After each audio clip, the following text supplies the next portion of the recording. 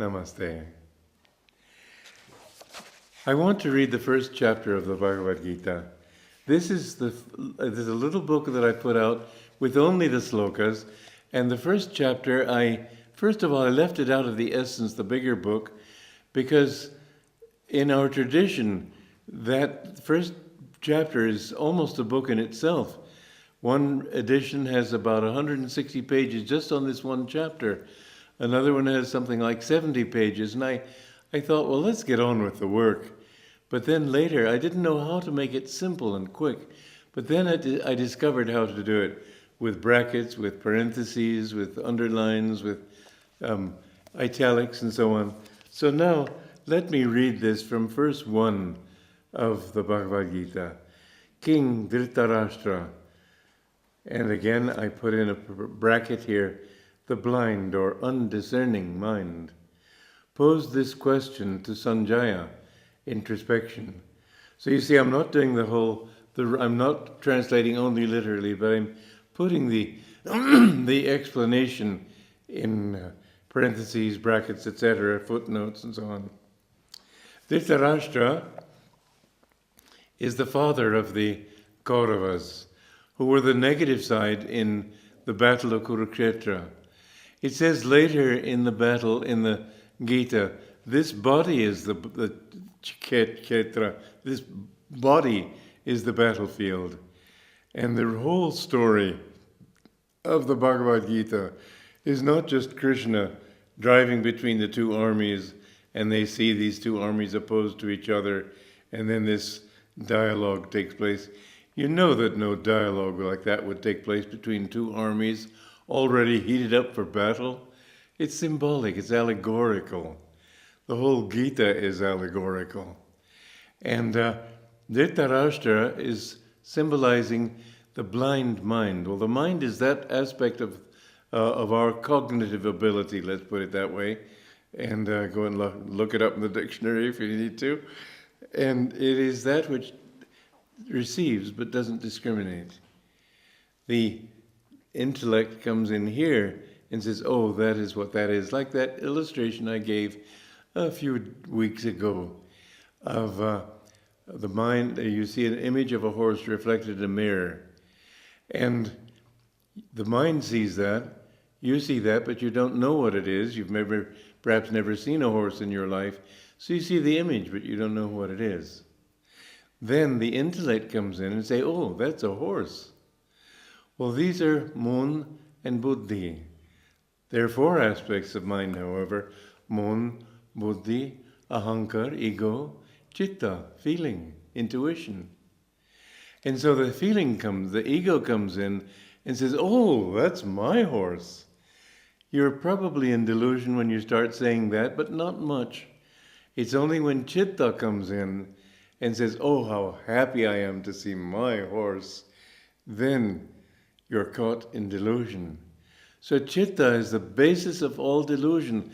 This is why the definition of yoga that Patanjali gives is yogas chitta vritti nirodha.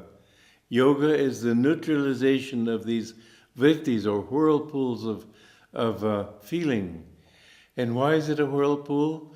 Because everything that you see that you react to with a feeling way, you draw it to your ego. You draw it into a vortex of the magnetism that keeps you tied down into this world. It becomes a whirlpool that pulls you downward. And so, Dhritarashtra, in the beginning of this gate scripture, is just observing this thing, but he can't see the thing. He can't see it for what it is, and so he has to ask. In the story, Dhritarashtra is seeing it from a distance, and Sanjaya has the power to see at a distance, and Sanjaya is explaining what is happening there. But there's a deeper meaning to it here, and it's a very interesting thing. Dhritarashtra asks, what was the outcome of their struggle? What did they? He puts it in the past. In this single sentence, you see the clue, I should say, to the entire Bhagavad Gita. It is an introspection. What did they? The time of discrimination, the time for introspection, is not during the battle. during the battle, you're too busy hacking away and slashing away at your faults and trying to get rid of your ego and anger and greed and all those things. It's afterwards, when the mind is calm and reflective, that it says, what did I? Ask yourself this every day. Go back over your day and say, which side won? Did my Pandava side win? Did those tendencies in me that will lift me upward, did they win? Or did I succumb to that quality in me which pulls me downward? Every human being, until he attains enlightenment, is a battleground between these two things. And the battleground itself is the spine. And those things that pull you upward, mind you, that grace is a pulling upward. You don't force yourself into God. He pulls you there. But Maya also pulls you downward. Satan is a reality. Satan is a conscious force. Satan, you might describe it philosophically this way, that when God sent the creation outward from his consciousness, still motionlessness in spirit, in Brahman, then there was this force he had to put out to make it happen. And so there are two aspects of Om. Om was that which created the universe. But there's a prakriti and aparaprakriti. And that which takes you away is that which that's a satanic force, tries to take everything more and more deeply into separateness from God. And then there's that inner side of Om, which calls to you inwardly and says, become one with me. That is God's love. And you have this battle between these two forces inside you. The satanic force trying to say, come on, remember who you were. You were an animal once. You would live for just animal pleasures. You're this body. You want food and sex and pleasure and power and all these things. And the spirit is saying, no, don't go that way. It'll give you unhappiness. You've tried it. It didn't work. And it's pulling you forward. And that nightingale singing in the darkness of your soul, calling you upward. This battle between the two is the war of Kurukshetra. And so that is not while the war is happening, it's beforehand. Afterwards, looking back. So Sanjaya is there seeing this thing at a distance, but he's really seeing not what is happening, as the story tells you that's what he's really doing. While the battle's raging, Sanjaya is explaining it. What is really happening is he's looking backward. He's introspecting. Sanjaya stands for introspection. On the battlefield of Kurukshetra and of dharmic confrontation, Dharmakshetra, my sons, the Kurus, Kauravas, or adharmic, unspiritual tendencies. Again, remember, I'm adding phrases here to help you to understand. The unspiritual tendencies and qualities, and those of Pandu, the Pandavas, or spiritually elevating aspect of human nature, stood ranged against one another, eager for battle. And so we have the whole beginning of the Gita. What was the outcome? And this is the battle you must fight every day, and the battle you must review every evening until you attain your freedom. Sanjaya replied, Prince Duryodhana. Duryodhana stands for material desires. On beholding the Pandava army opposing him in full battle array, anxiously approached Dronacharya. Now, Dronacharya stands for habits, and it's very interesting because Dronacharya was the guru of both the Pandavas and the Kauravas. But in the battle of Kurukshetra, he sided with the Kauravas. Why? Because the thing that keeps your bad tendencies alive is habit. But your good tendencies have a higher source. They don't come from habit.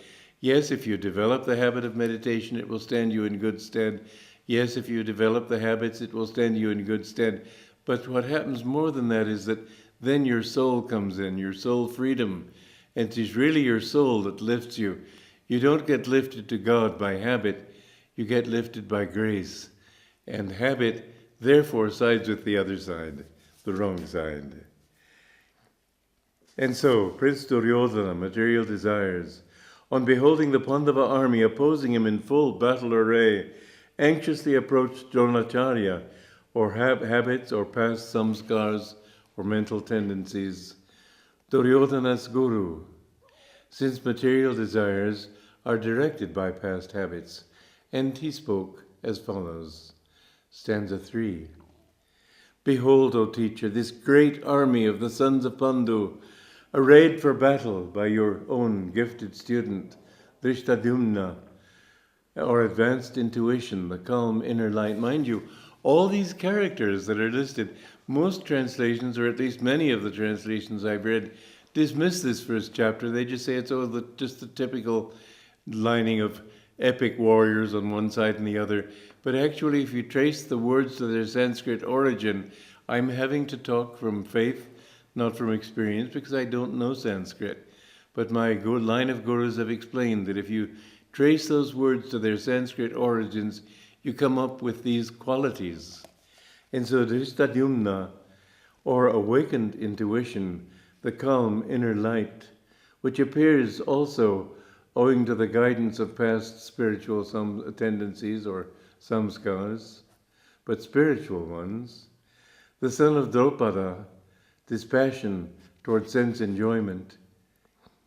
And he goes on to say, see those mighty warriors, bowmen as great as Bhima, the power to uplift the body's energy, and Arjuna, fiery self-control, Virata, ecstatic identity of the egoic self with the indwelling soul, and Drupada, dispassion toward sense enjoyment, mighty charioteers, controllers of the senses, all.